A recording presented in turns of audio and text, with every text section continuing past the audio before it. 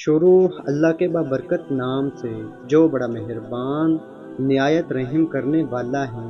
ایک عورت اپنے شوہر کے تنگ حالات کی بنا پر ایک خوشحال آدمی کے گھر گئی اور دروازہ کھٹکھٹایا۔ ایک خادم باہر آیا اور اس سے پوچھا، تم کیا چاہتی ہو؟ عورت نے کہا، میں تمہارے مالک سے ملنا چاہتی ہوں۔ خادم نے پوچھا، تم کون ہو؟ عورت نے کہا، اسے بتاؤ کہ میں اس کی بہن ہوں۔ خادم جانتا تھا کہ اس کے مالک کی کوئی بہن نہیں ہے، تو وہ اندر گیا اور اپنے مالک سے کہا، دروازے پر ایک عورت ہے جو دعویٰ کرتی ہے کہ وہ آپ کی بہن ہے۔ مالک نے کہا، اسے اندر لے آؤ۔ عورت اندر آئی۔ مالک نے اس سے خوش دلی سے استقبال کیا اور پوچھا، تم میرے کس بھائی کی بہن ہو؟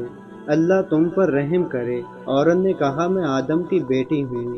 خوشحال آدمی نے اپنے دل میں پوچھا، یہ عورت واقعی بے یار و مددگار ہے، میں پہلا شخص ہوں گا جو اس کی مدد کرے گا۔ عورت نے کہا، اے میرے بھائی، شاید آپ جیسے لوگوں کو معلوم نہ ہو کہ غربت کا ذائقہ کتنا کڑوا ہوتا ہے۔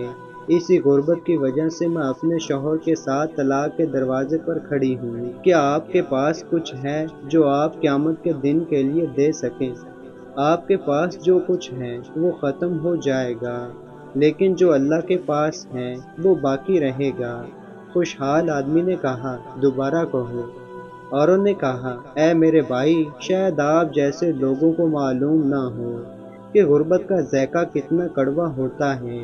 اسی غربت کی وجہ سے میں اپنے شوہر کے ساتھ طلاق کے دروازے پر کھڑی ہوں۔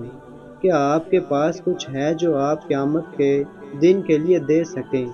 آپ کے پاس جو کچھ ہے وہ ختم ہو جائے گا، لیکن جو اللہ کے پاس ہے وہ باقی رہے گا۔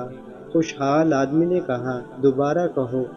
عورت نے تیسری بار کہا۔ پھر خوشحال آدمی نے چوتھی بار کہا، دوبارہ کہو۔